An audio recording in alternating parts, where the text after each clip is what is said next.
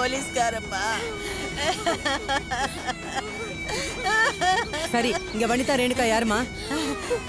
இந்த ரெண்டு சண்டாளிங்கதான், இவளுங்களை அரெஸ்ட் பண்ணி கூட்டிட்டு போகமா. ஏமா, இவங்க ரெண்டு பேர் கையில விளங்க மாட்டி கூட்டிட்டாமா? Yes madam. வாமா. பாவிங்களா.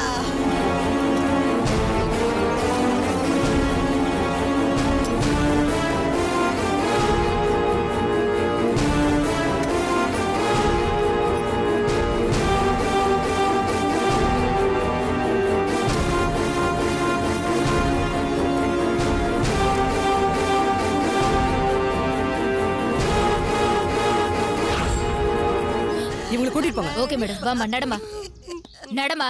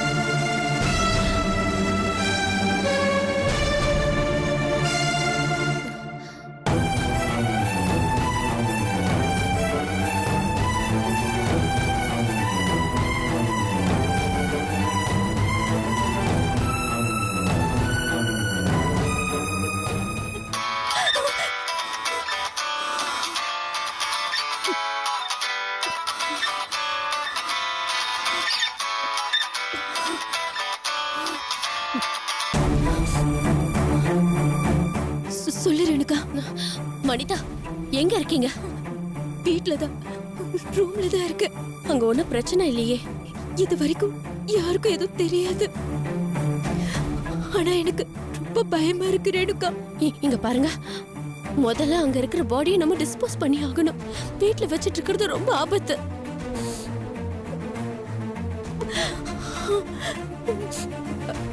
அது நினைச்சாதான் எனக்கு ரொம்ப பயமா இருக்கு. நாம இப்படி இது, தயவு செஞ்சு என்ன இப்ப எதுவும் கேட்காதீங்க. ஆனா அது வீட்ல இருக்கிற ஒவ்வொரு நிமிஷமும் அது நமக்கு ஆபத்து தான். நான் சொல்றது உங்களுக்கு நல்லா புரியுதுல்ல? புரியுது. ஆனா எப்படி ரேணுக முடியும்? நான் ஒரு ஐடியா சொல்றேன், கவனமா கேளுங்க.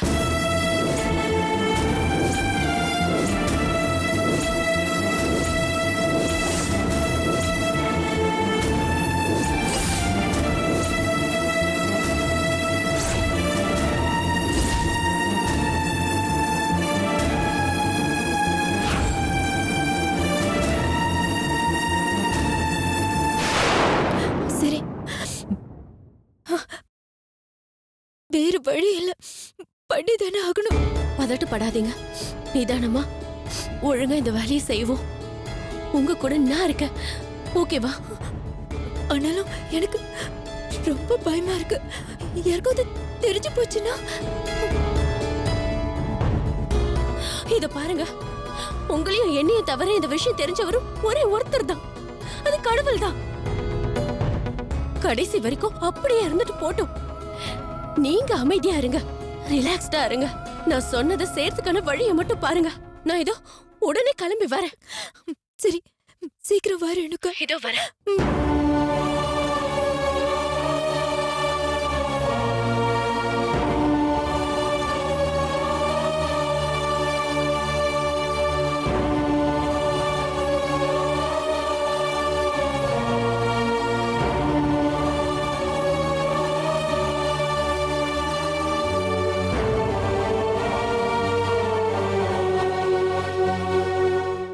உங்களுக்கு எதுக்குங்க இந்த வேண்டாத வேலை?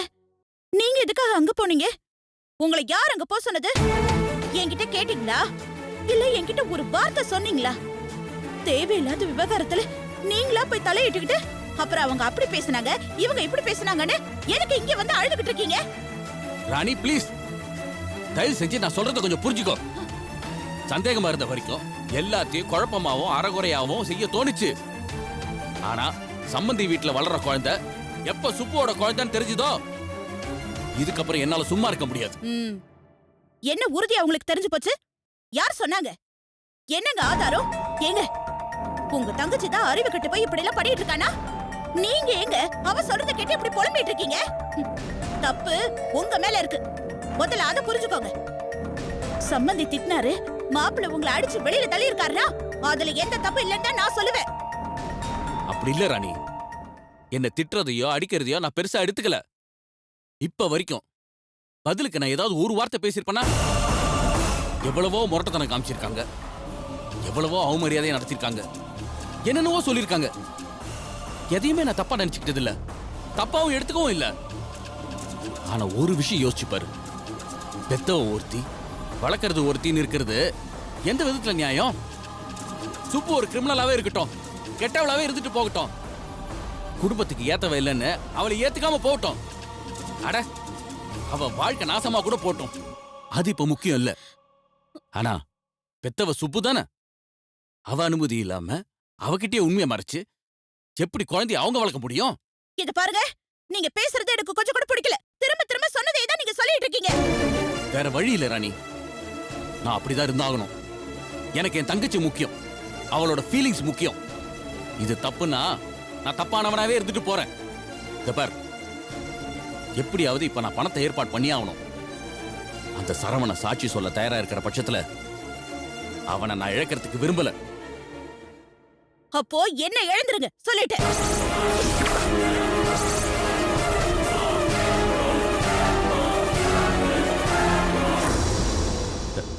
வேண்டாம் ராணி, ப்ளீஸ் தயவு செஞ்சு கொஞ்சம் அமைதியா இரு. நீ இப்படி எமோஷனலாய் பேசுறது எந்த விதத்திலயும் சரியானது இல்ல. இது நம்ம குடும்பம், பாதிக்கப்பட்டிருக்கிறது என் தங்கச்சி. அவளை மகளா நினைச்சு நீ வளர்த்திய, அதை நீ மறந்துட்டியா? வருத்தப்படுறேன்னு அவளையே ஏன் மகளா நினைச்சு வளர்த்தேன்னு இப்ப வேதனைப்படுற. செஞ்ச பாவெல்லாம் மொத்தமா சேர்ந்து இந்த குடும்பத்து தலையில விடுதேன்னு நினைச்சு நினைச்சு வேதனைப்பட்டு இருக்கேன். இன்னைக்கு இல்லங்க, 7 ஜென்மம் எடுத்தாலும் அவ பண்ற பாவத்துக்கெல்லாம் எந்த பிராயச்சித்தமும் நம்மளால பண்ண முடியாதுங்க. பாரு ராணி, இந்த மாதிரிலாம் பேசாத. சுப்பு எந்த தப்பும் பண்ணல. அவ பேசுறது, அவ நடந்துக்கிறது கொஞ்சம் எரிச்சலை கொடுக்கலாமே தவிர, ஆனா அவ தப்பா எதுவுமே பேசலையே. இந்த குழந்தை விஷயத்துல அது எனக்கு நிரூபணம் ஆயிடுச்சு. என்ன பெருசா நிரூபணம் ஆயிடுச்சு? யாருங்க அவ? எங்கேயோ ஒருத்தனை தேடி கண்டுபிடிச்சு என் அண்ணனை போய் பாருன்னு அவ அனுப்பி வச்சானா உடனே அவன் உலக உத்தமன் ஆயிடுவானா? அவன் சொல்றதெல்லாம் சரின்னு ஆயிடுமா? அதெல்லாம் இல்லைன்னு நிரூபிக்கிறதுக்கு சம்மதிக்கு எவ்வளவு நேரம் ஆகும்? புரிஞ்சுக்கோ ராணி, இதுவே கடைசின்னு நினைச்சுக்கோ. இனிமே கேட்க மாட்டேன். எப்படியாவது ஒரு 5 லட்சம் ரூபாய் தேர்த்தி அவன் கிட்ட கொடுத்துட்டேன்னா அவன் வந்து சாட்சி சொல்லுவான். போலீஸ் ஸ்டேஷன்லயோ இல்ல கோர்ட்லயோ அவன் பொண்டாட்டியை கூப்பிட்டு வந்து அது சுப்புவோட குழந்தை தான் மட்டும் சொல்லிட்டு போயிட்டான்னா விஷயம் முடிச்சுது. குழந்தை அப்புறம் சட்டப்பூர்வமா நம்ம கிட்ட வந்துடும். வந்ததுக்கு அப்புறம் என்ன பண்ண போறீங்க?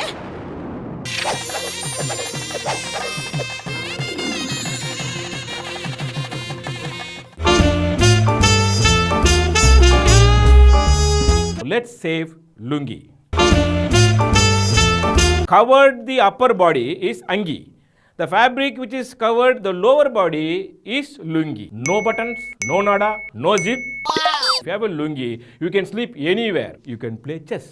கட்ட போட்ட லுங்கில இல்லையா? தாய்ப்பாஸ் ஆடுங்க. It's a game board.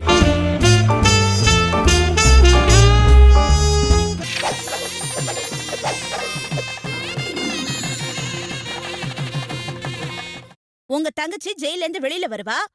வந்ததும் மறுபடியும் ஏதாவது ஒரு தப்பு பண்ணுவா. பண்ணிட்டு மறுபடியும் ஜெயிலுக்கு போயிடுவா. நிரந்தரமா குழந்தைய என்ன வளர்க்க சொல்றீங்களா இல்ல நீங்க வளர்க்க போறீங்களா? ஏரா நீ வளர்க்க மாட்டோமா இல்ல வளர்க்க கூடாதா? அப்படி வாங்க. ஏன் வளர்க்க மாட்டீங்க? நீங்க வளர்ப்பீங்க, நான் வளர்ப்பேன். ஆனா உங்க தங்கச்சி வீட்ல இருப்பா, குழந்தை வளர்ப்பான்ற நம்பிக்கை உங்களுக்கே இல்லாத போது எதுக்காக இவ்வளவு மெனக்கறீங்கன்னு நான் கேக்குறேன். தயவு செஞ்சு இந்த பேச்சை நிறுத்துறியா? நீ நினைக்கிற மாதிரி எல்லாம் எதுவும் ஆக போறது இல்ல. பார், முதல்ல குழந்தை நம்ம கிட்ட வந்து சேர்ந்தாகணும். அதுக்கு என்ன உண்டோ அதை செஞ்சுதான் ஆகணும். முடியாது. முடியணும் முடியணும் ராணி, முடிச்சுதான் தீரணும். நான் என் தங்கச்சிக்கு வாக்கு கொடுத்திருக்கேன். குழந்தையை எப்படியாவது வீட்டுக்கு கொண்டு வரேன்னு சொல்லியிருக்கேன். சொன்ன வார்த்தையை காப்பாற்ற வேண்டிய கடமை எனக்கு இருக்கு. எப்படியாவது 5 லட்சம் ரூபாய் ரெடி பண்ணி அந்த சரவணன் கிட்ட கொடுத்துட்டா அடுத்த நிமிஷம் குழந்தை நம்ம கைக்கு வந்துரும். எதுக்குங்க? எதுக்கு? மறுபடியும் எங்க போய் கடன் வாங்க போறீங்க? இல்ல எங்க போய் பிச்சை எடுக்க போறீங்க? தெரியல. யார்கிட்டயாவது போய் கேட்கணும். ஏதாவது செய்வேன். செஞ்சுதானே ஆகணும். வேண்டாங்க, வேண்டாம். இன்னொரு தடவை நீங்க போய் வட்டிக்காரங்கிட்டயும் சேட்டுக்கிட்டயும் கடன் பட்டு அசிங்கப்பட்டு நீங்க படுற பாடு பத்தாதுன்னு என்னையும் சேர்த்து செருப்பால அடி வாங்க வைக்காதீங்க. இதோ நீங்க கட்டின தாலி இருக்கு, இதுவும் தங்கம் தான். இத வித்து தொலைங்க, என்ன வேணாலும் பண்ணி தொலைங்க. இந்தாங்க.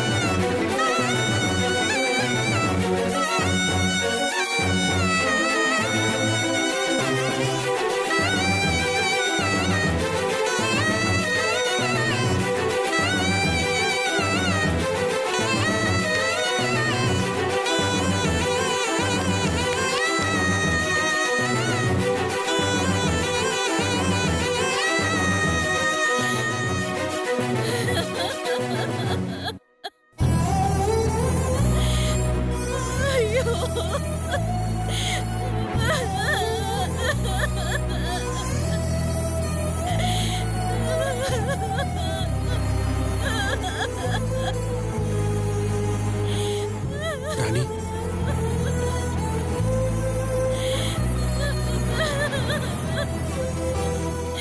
ராணி, ஏன் இப்படி பண்ண? ஏன் ராணி இப்படி பண்ண?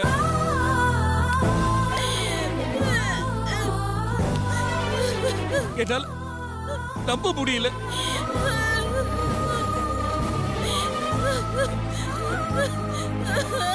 ப்ளீஸ் ராணி,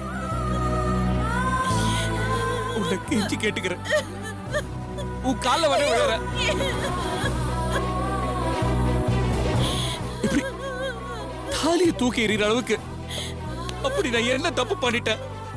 என்ன தப்பு பண்ணிட்டேன் சொல்லுமா? ராணி, வேண்டாமா உனக்கு? சொல்லுமா. வேண்டாமா? என்ன தூக்கி எரிச்சிட்டியா?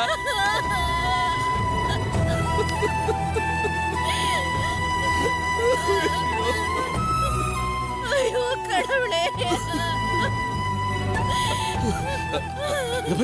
ராணி, 1000 கஷ்டம் இருந்தாலும் நம்ம அர்த்தத்தோட வாழணுன்ற நினைப்பு இருக்குல்ல, அது வேண்டாமா? அது வேண்டாமா ராணி? சொல்லு, வேண்டாமா?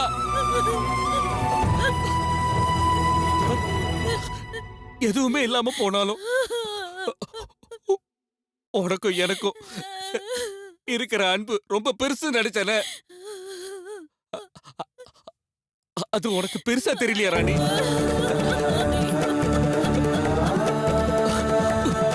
இப்படி தாலிய போய் தூக்கி எறிஞ்சிட்டிய.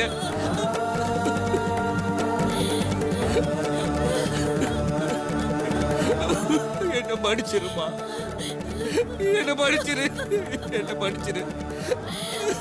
ஐயோ ஐயோ ஐயோ எனக்கு நீங்க என்ன மன்னிச்சிடுங்க, என்ன மன்னிச்சிடுங்க, என்ன மன்னிச்சிருங்க, என்ன மன்னிச்சிருங்க, என்ன அடிங்க, என்ன அடிங்க. நான் தெரியாம பண்ணிட்டேன், நான் தப்பு பண்ணிட்டேங்க. என்ன அடிங்க, என்ன அடிங்க.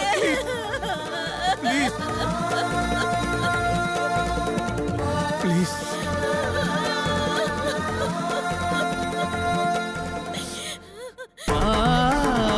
எனக்கு நான் தப்பு பண்ணிட்டேங்க, நான் தப்பு பண்ணிட்டேன். இல்லம்மா. இல்ல இல்ல நான் தப்பு பண்ணிட்டேன். நான் பண்ணது தப்பு, நான் பண்ணது தப்பு. வாங்க வாங்க நம்ம முதல்ல கோயிலுக்கு போலாம். வாங்க கேட்றீங்க, கோயிலுக்கு போய் சாமி சன்னதானத்துல வச்சு இந்த தாலி என் கழுத்துல போட்டு விடுங்க, போட்டு விடுங்க. நான் தப்பு பண்ணிட்டேங்க, என்ன மன்னிச்சிருங்க, என்ன மன்னிச்சிருங்க. நீங்க வாங்க, நீங்க வாங்க, ஏந்திரிங்க, ஏந்திரிங்க, வாங்க.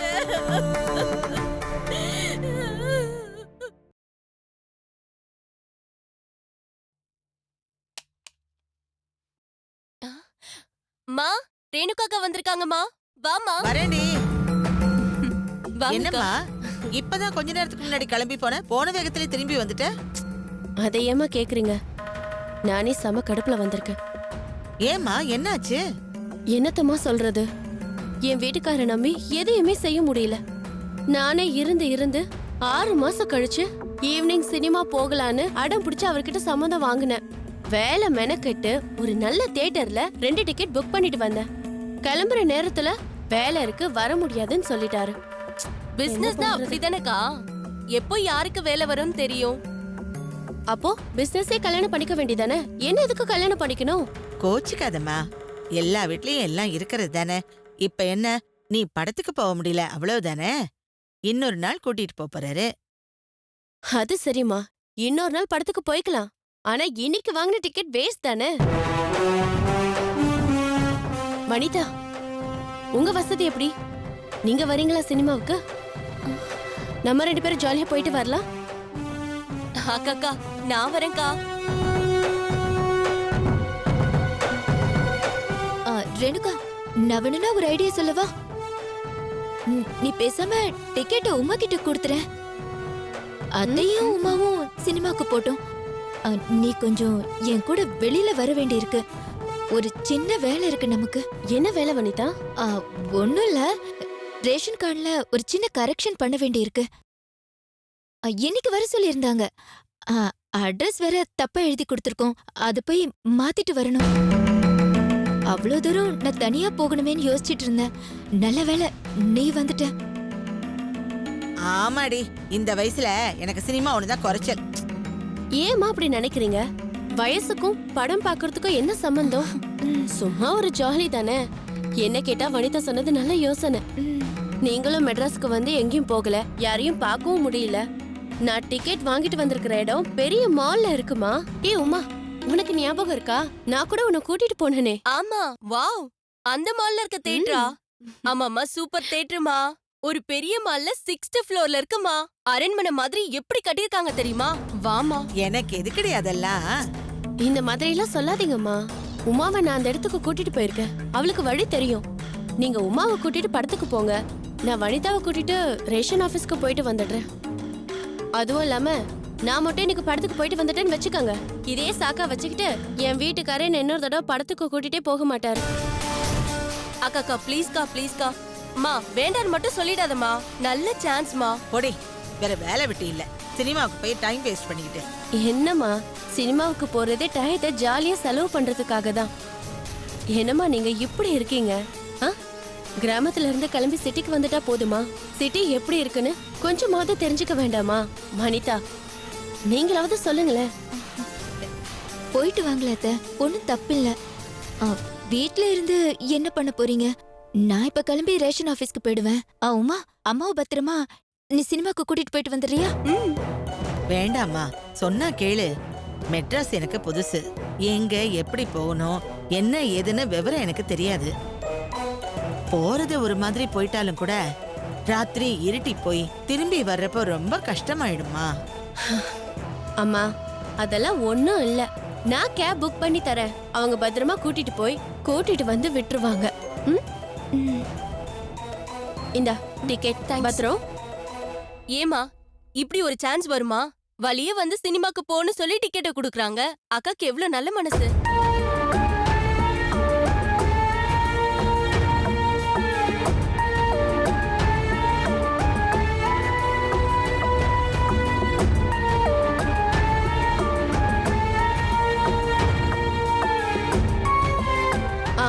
Okay, thank you.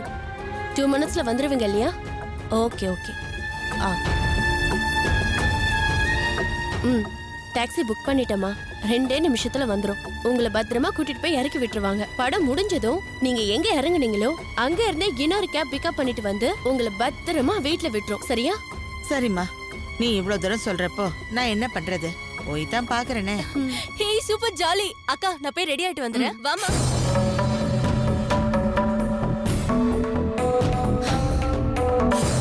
ரேணுகா, இதுவும் தப்பாயிடாதுல்ல? இவங்க போயிட்டு வர்றதுக்குள்ள நம்ம ஏதாச்சும் பண்ணி ஆகணும். கொஞ்சம் பொறுமையா இருங்க. வனிதா, வண்டி வந்துருச்சு, அவங்கள அனுப்பிடலாம். அம்மா, அத்தை, உமா, சீக்கிரம் வாங்க. வண்டி வெயிட்டிங். வரேன்க்கா. வரேன். Bye by.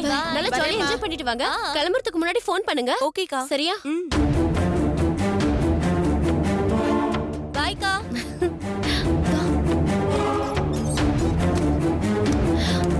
வாங்க.